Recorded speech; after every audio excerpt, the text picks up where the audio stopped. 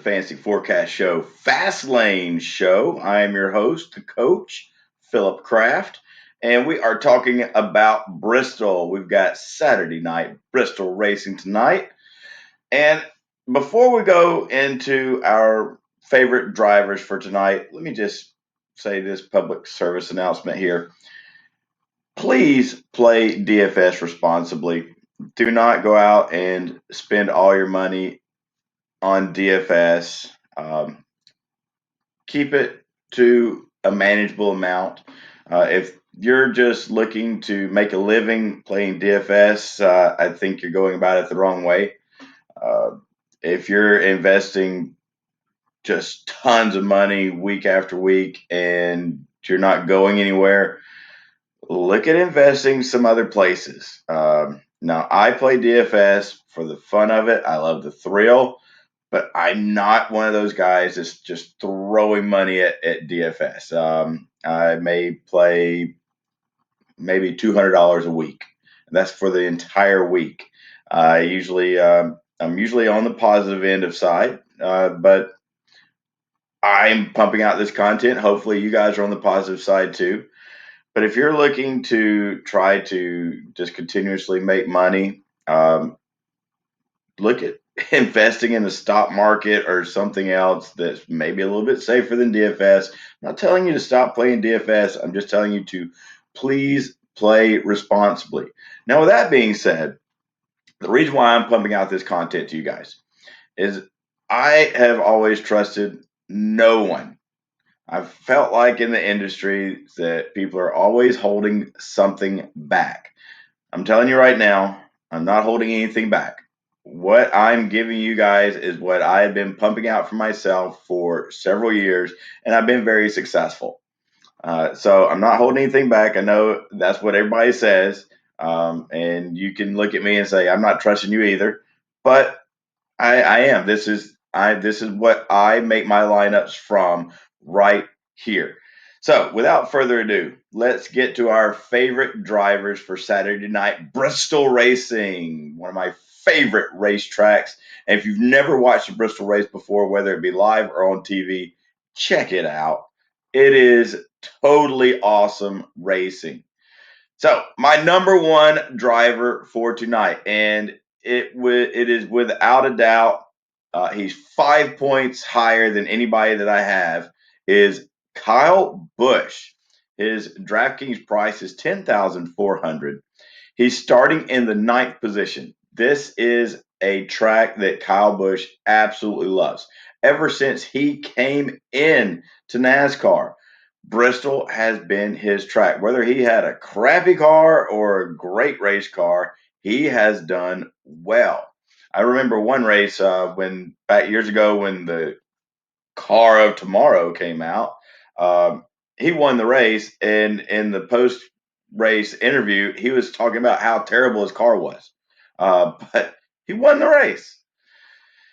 So look at his stats real quick. The last race here, I think it was back in August, he finished in 4th. He started 7th, led 100 laps. That's absolutely what you want. If you don't get a first place finish, you want him to be a dominator. We had 3 drivers last race here this year that led over 100 laps, and Kyle Busch was one of those. Then the race before that, last year in April, finished 1st. Then he had another first place finish in April 2018. And these are just April races, by the way. And then April 2017, he finished 35th. So definitely loves Bristol. All right, so fire up some Kyle Busch today.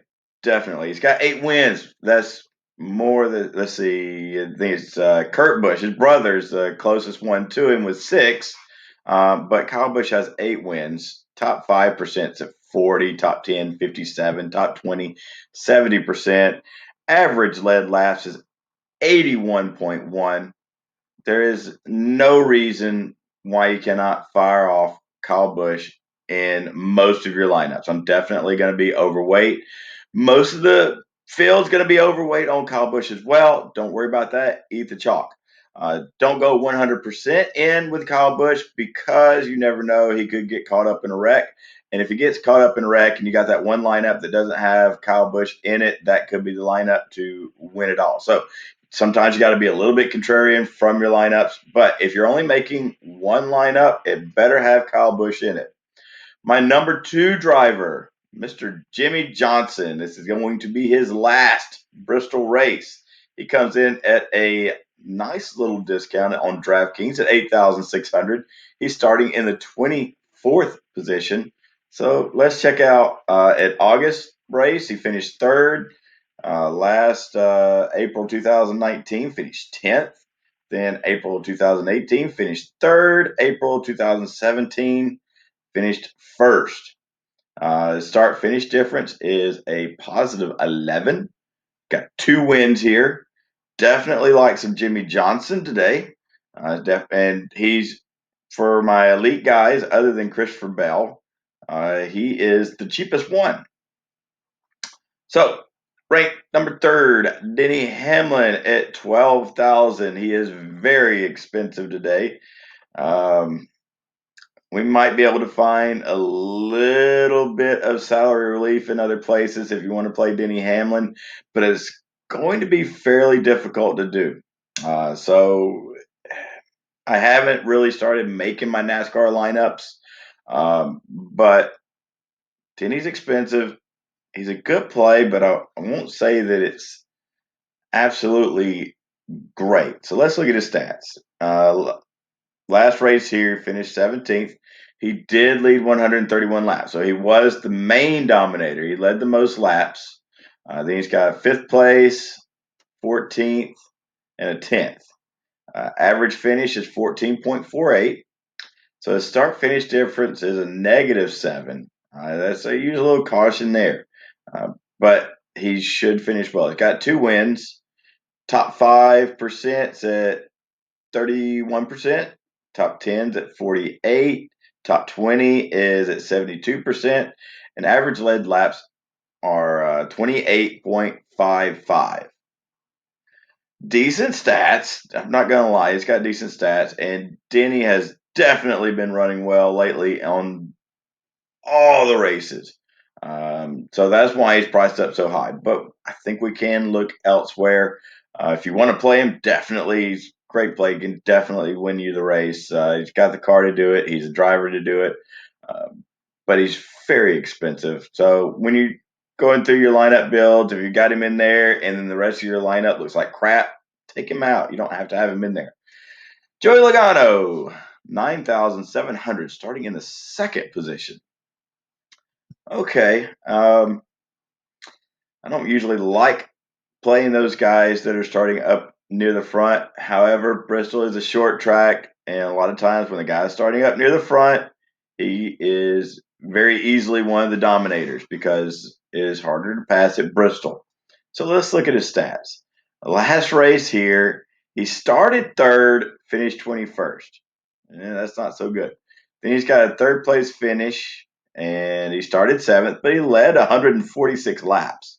He's got a 9th place finish, started 10th, just led 1 lap.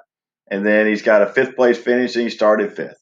Average finish is 15.3. So start finish difference is a -13. So that's in the red. That's not all that good. So it is a very good chance that he's moving back. But let's say if he moved back 13 spots from 2nd, he's going to have a top 15 still. But 9,700, I want somebody that's going to finish in more so in the top 15. And I think he will. Joey Logano would, a top 10 is very realistic for him. So he is definitely one of the elite plays here. And for those, if you're just watching this show for the first time, if a guy's in blue, that means that's one of the best plays. That's the elite plays. Green means good plays. Yellow means use some caution. Red means fade. We're not playing the red guys. Then we got Kevin Harvick, 11,600. Very expensive also. Starting in the 4th position. All right, last race here. Finished 11th and started 8th as pedestrian. No laps led. Then Bristol, April 2019, finished 13th, started 13th. Then he's got a finish of 7th when he started 39th. Now, that would have been really attractive if he was starting that far back. Then he's got a third place finish, started 10th. Average finish, though, for Kevin Harvick, 13.84. So he really does have a pretty decent average finish, but his start finish difference is -10. So use a little caution there. He does have 2 wins. Top 5, 31%. Top 10, 49%. Top 20, 72%. Average led laps, 23.38. Kevin Harvick is an elite play. He's expensive, though, just like Denny Hamlin. Uh, and you're not going to be able to play both of those guys. If you got one to pick from, I'd probably go with Denny Hamlin just because of the upside of him starting just a little bit further back. And a little more upside and a little less downside since he's starting a little further back. Then we get to the rookie Christopher Bell. Now, there's just a sample size of his stats since he's only got that one race that was this year at Bristol, but he finished in second place. He's starting 18th. So last race here, he started 23rd and moved up to second. He's starting 18th tonight. His average finish obviously is second because he's got that only one race. So that's a start finish difference of 16th. Am I expecting Christopher Bell to repeat a second place finish? No, I'm not. But a top 15, possibly a top 10, yes, I think that is very doable for Christopher Bell. Definitely. You can fire him up. I'm going to be firing him up with confidence. For the price, that's your salary saver. And I got him as an elite play. He's probably more of a green guy being in the good, but for a rookie to finish in second place in his first race here, I like the odds for him finishing well in his second race at Bristol. So I'm firing him up with confidence. Christopher Bell, that is.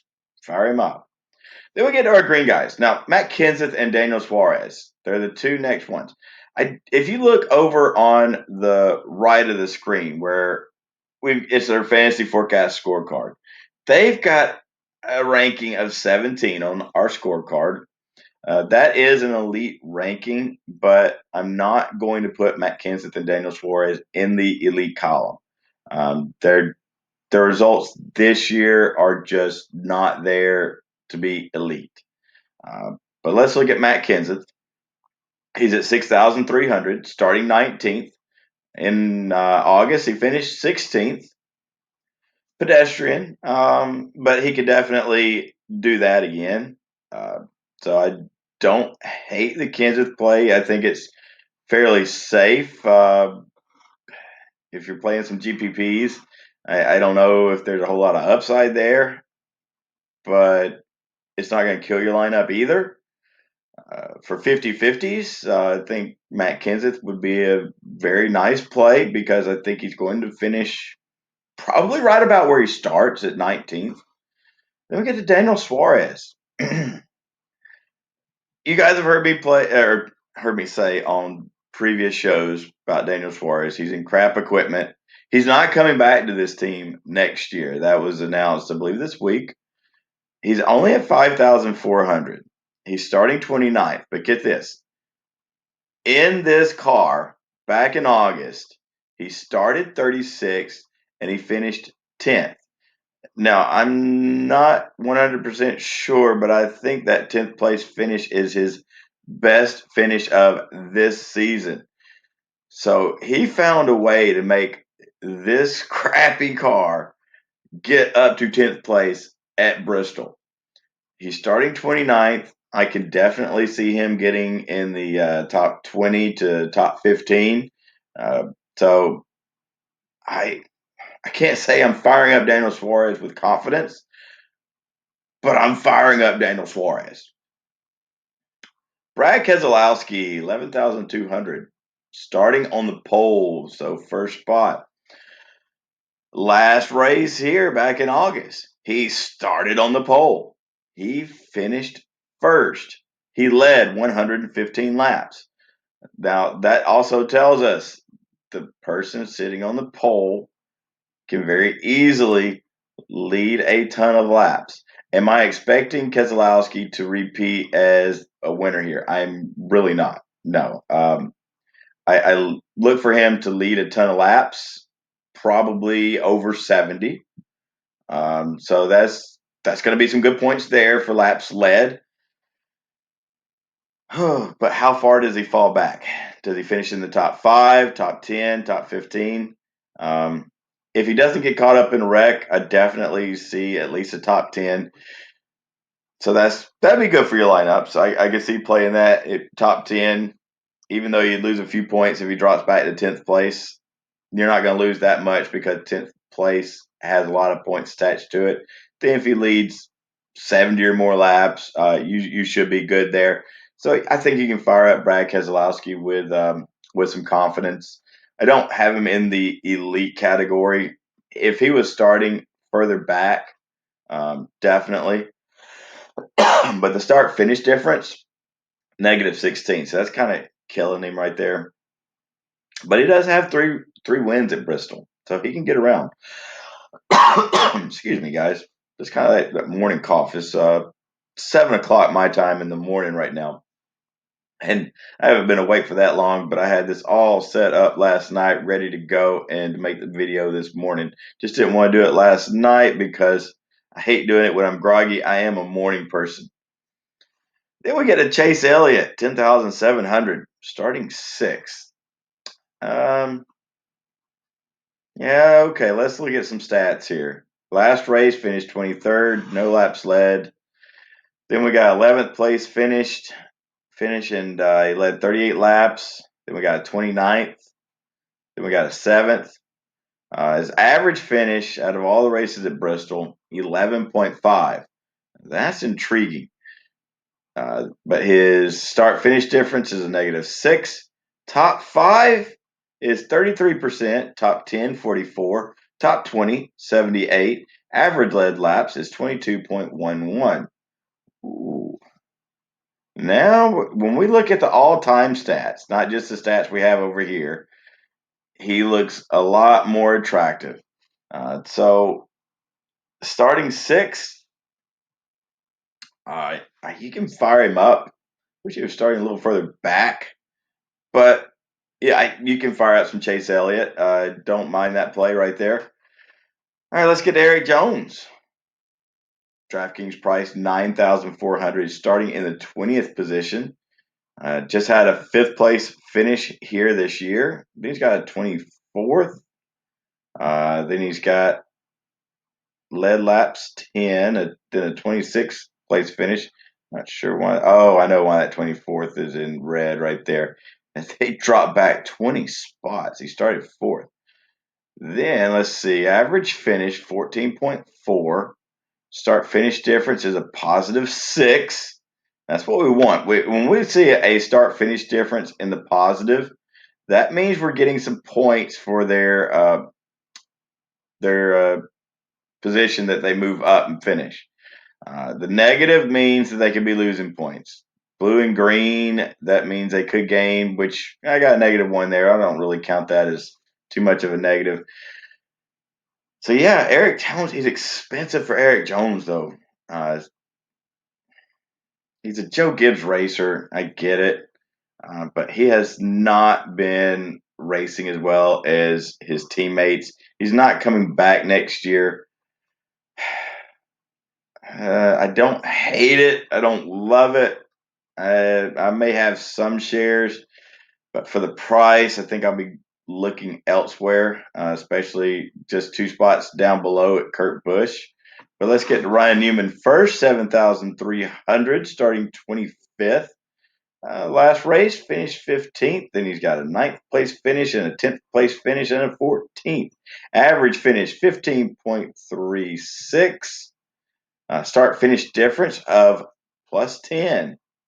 It's only got a top 5 finish here at 5%, which is better than 0, but not that great. Now, top 10, however, is in elite status at 51%. Top 20, 70%.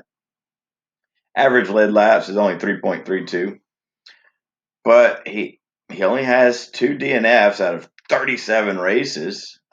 So yeah, I could definitely fire up some Ryan Newman today. Starting 25th, he's got room to move up. I don't think he's going to be moving back. Um, he could finish 18th, 1 lap back. Kind of pedestrian. I don't know if that's going to win you a GPP, but he's cheap enough that he should pay off his price tag. Then we get to Kurt Busch. I like some Kurt Busch. This is whatever reason, the Busch brothers love Bristol. Kurt Busch has been running well lately, too. It's at 9,100, starting 13th. So he's got 7th place finish, a second. He's got a 22nd from starting second. And then he's got a 25th when he started 15th. Average finish 14.18, but over here, 6 wins. So his brother Kyle Busch has 8, and Kurt's got 6. What can I say? These brothers love Bristol.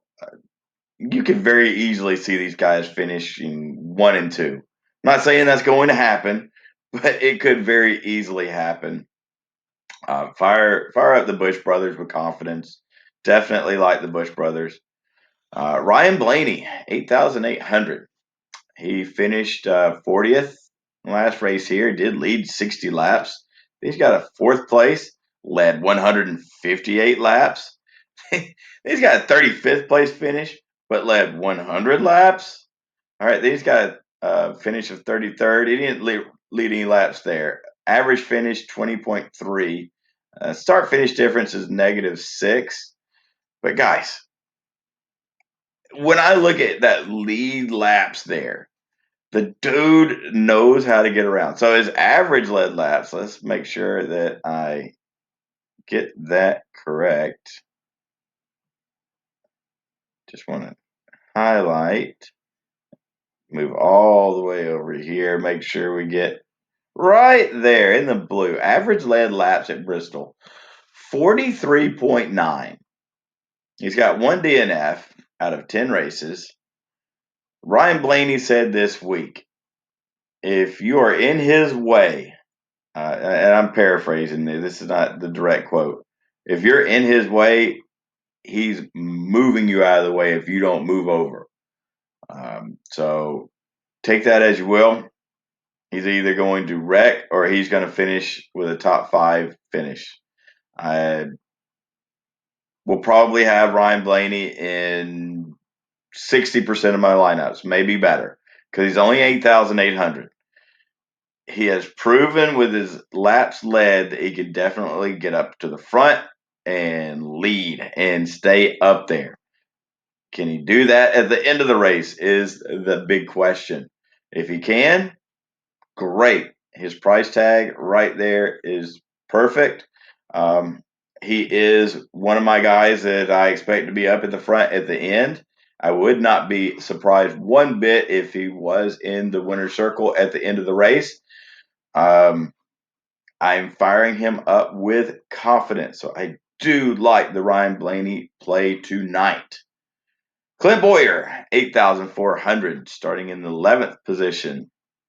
I think his stats here are somewhat pedestrian. They're pretty good. Just Boyer's been last races, when even the races that he usually does well at recently, he hasn't been that great. Starting 11th, last race here, 35th. He's got a 7th place finish, an 8th place, a second. Average finish here is 14.07. Start finish difference, -3. Top 5 here at 24%. Top 10, 52. Top 20, 72. Average led laps, 9.69. He's got some good stats here, and for the price, it's very attractive.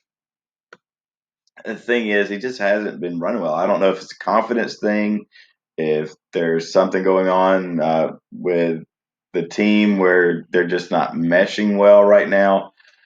So he's in the green because of his stats, but I would use a little caution with Clint Boyer. They can definitely figure things out. It's a Stewart-Haas car for the overall team. That is a great organization. They could definitely get things figured out very quickly, but use caution playing Clint Boyer. John Hunter Nemechek, rookie, 6,400, starting in the 31st position. His one race here, he finished 13th. He started 18th. He moved up 5 spots. He's definitely going to move up 5 spots from 31st position. I could see him moving up maybe 8 to 10 spots from the 31st position. It's only 6,400. Could be one of those salary reliever guys that you need. Uh, but I see Daniel Suarez finishing ahead of him, and Daniel Suarez is $1,000 cheaper. So if you're just playing that one cheaper guy, I would go with Daniel Suarez rather than John Hunter Nemechek. If you're going to need two cheaper guys on the cheaper end, I could see playing both of those in the lineup and getting some more expensive guys in your other positions. Um, so you can fire him up. I wouldn't say I'm firing him up with confidence, but you can definitely fire up some Nemechek today. Matty D. Oh, I love to see Matty D in the green. All right, he is one of my sentimental favorites. Just I love the Wood Brothers number 21 car. I love the history of that car. And Matty D, if you don't know, like last year, he was finishing right up near the top in a race car that was not heavily funded. And right before the season ended, he was notified that he wasn't going to be coming back. And he landed the ride with the Wood Brothers, which is a better organization than what he was with. So definitely like some Matty D. Let's look at some of his stats here. DK Price is 8,100, starting 16th. So this year he did have a 31st place finish. Not that great. Started ninth. I'm not worried about that. Then he's got a 12th place finish in crappier equipment, the 21st place finish, and a 19th. His average finish is 17.9. So his start finish difference is -2, but I'm not worried about that because of the equipment that he was in before he got in the equipment that he is in now. So I am firing up some Matty D today, starting 16th. He's got some room to move up. The Wood Brothers usually have a good car at Bristol. Just history and history, years and years and years of that 21 car running at Bristol. They do very well. Then we get to Austin Dillon, 7,800. Dillon has been running well in the playoffs. He is a car that is in the playoffs, and he has been running well, better than I would expect. And I'm not expecting him to do that well tonight, but he has been proving me wrong week after week. So if you think that streak's going to continue, fire him up. But I'm not. I'm pumping the brakes. However, he's only 7,800. And as well as he's been running, at 7,800, if he keeps up what he's doing, that is a value play. All right. So I can't say I'm firing him up with confidence because I'm not. I'm using a lot of caution using Austin Dillon because he's starting in the 5th position. But let's see. He's got good stats here. So last race, he finished 6th, started 20th. He's got a 14th place finish, a 15th place finish, a 13th. Average finish is 18.33. Top 5 at 8%, top 10, 15%, top 20, 62%. Dude's been proving me wrong week after week. Fire him up if you want to. I'll have him in some lineups just because of how he's been running in the playoffs. Whew. Starting 5th. That is hard to pull that trigger when you see the name Austin Dillon and you look at kind of his finishes in the years past at other racetracks, and he's starting that far up. If he was starting further back, I'd be all over it. But it scares me that he's starting that far up and you're playing Austin Dillon. But he's been doing it. He's been doing it in the playoffs. So you can fire him up. Martin Truax Jr. at 10,000, starting 3rd. He's got a 20th, 17th, 30th, 8th. 8th place finish. He led 116 laps. He's got an average finish of 20.64. That's a negative 18 in start finish difference. He's only got 7% finish in the top 5 at Bristol. Top 10 is at 10%. And top 20 is 52. Average led laps 9.72. It very pedestrian for his price tag. I'm not going there. I can't. There's no way I'm playing Martin Truex Jr. in multiple lineups. I might throw him in one just because of who he is. But for $10,000 and the stats that he has, they're not that good. It's just not. If he was a lot cheaper, maybe in the 8,000s, I'd be more interested. But I'd much rather play Ricky Stenhouse Jr. 7,600 starting 21st. Guy knows how to move up. Doesn't matter where he's at. He's going to be moving up, or he's going to wreck. But he hasn't wrecked lately. So I fire out some Ricky Stenhouse Jr. That's my dude. So I said he's starting 21st. He's got a 34th place finish, a 33rd, but then he's got a 4th and a 9th. His average finish is 14.43 at Bristol. So he's got a start finish difference of a positive 7. His top 5% here is at 27. Top 10, 40. Top 20, 67. He's never led any laps here. That's okay. I'm not worried about that. I do like some Stenhouse. He's only got one DNF, so his DNF is at 7% out of 15 races. I've got to fire up some Stenhouse. That's my dude. Got to play my dude. They finally priced him back down in the 7,000s. DraftKings had him priced up in the 8,000s, and it was harder to play Stenhouse. Now back in the 7,000s. Ooh, yeah, I'm firing up some Stenhouse tonight. Now let's get to Bubba Wallace. 6,800, starting in the 27th place. Finish of 22nd here, but he led 88 laps. I think he's got a finish of 20th, 16th. His average finish is 22nd, so the start finish difference is 5 spots, positive 5.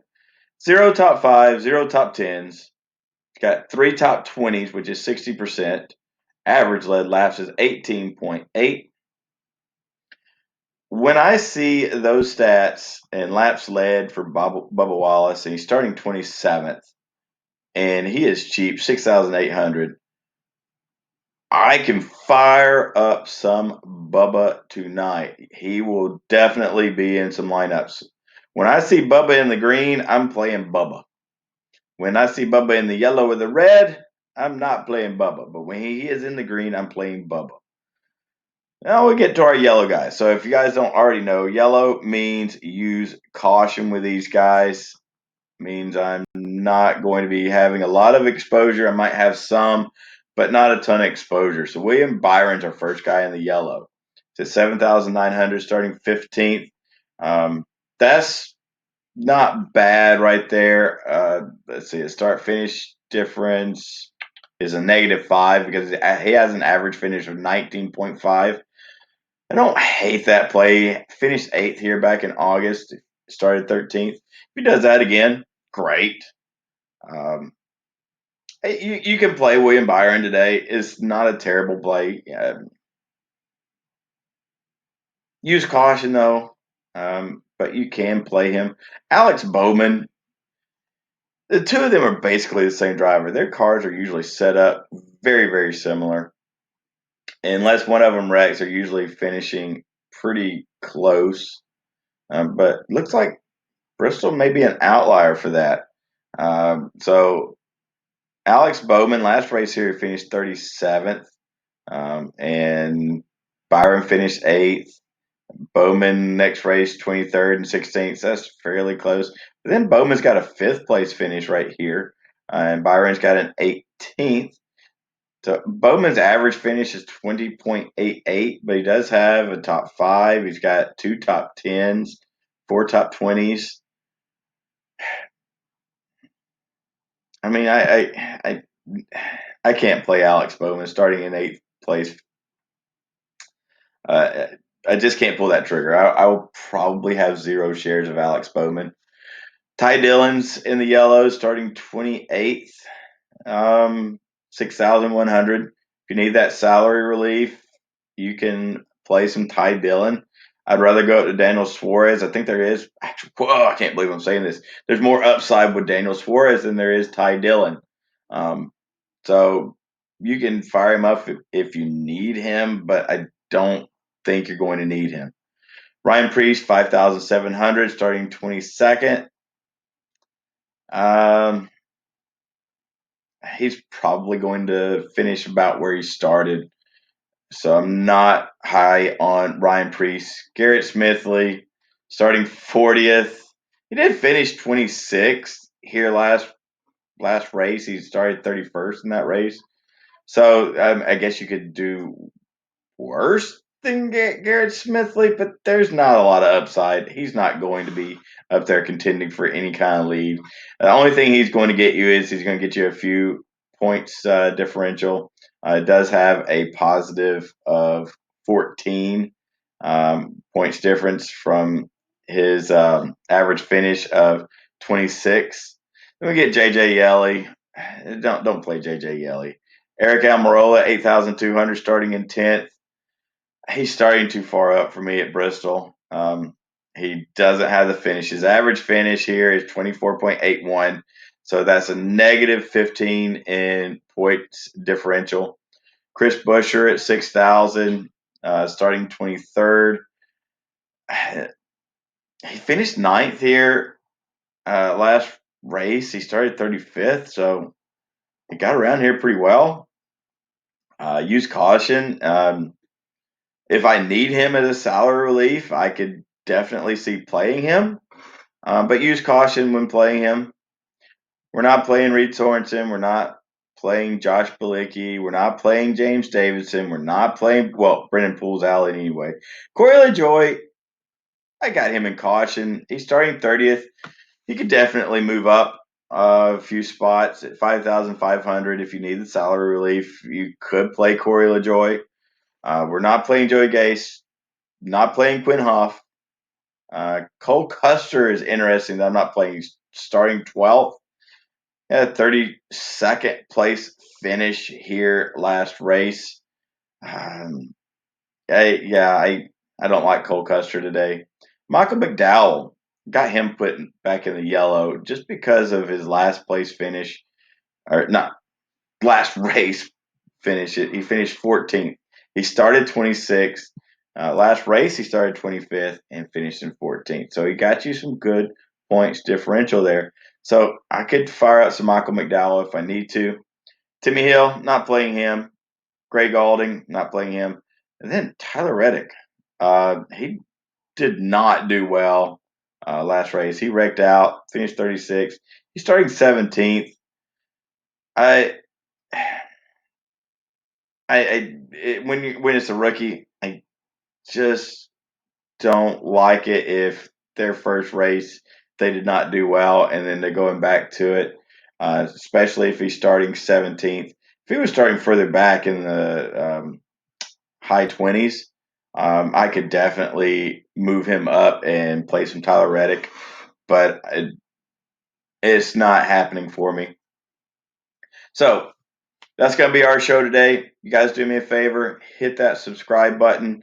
I'm going to be pumping out some NFL favorite plays here in just a little while, so be looking for that video to drop. If you've been following my NASCAR and NFL, we definitely hit last week. We hit on both Thursday nights. We hit on Sunday, last Sunday, and hopefully we're going to hit again. And every week we've been pumping out the NASCAR information, and we have been hitting. So make sure you hit that subscribe button. That helps me out. The more subscribers I get, the hopefully YouTube will start paying me when I get enough subscribers. So that really helps me out, and I can keep this stuff coming out to you guys. So share away, hit that subscribe button. You guys stay safe and stay cashing.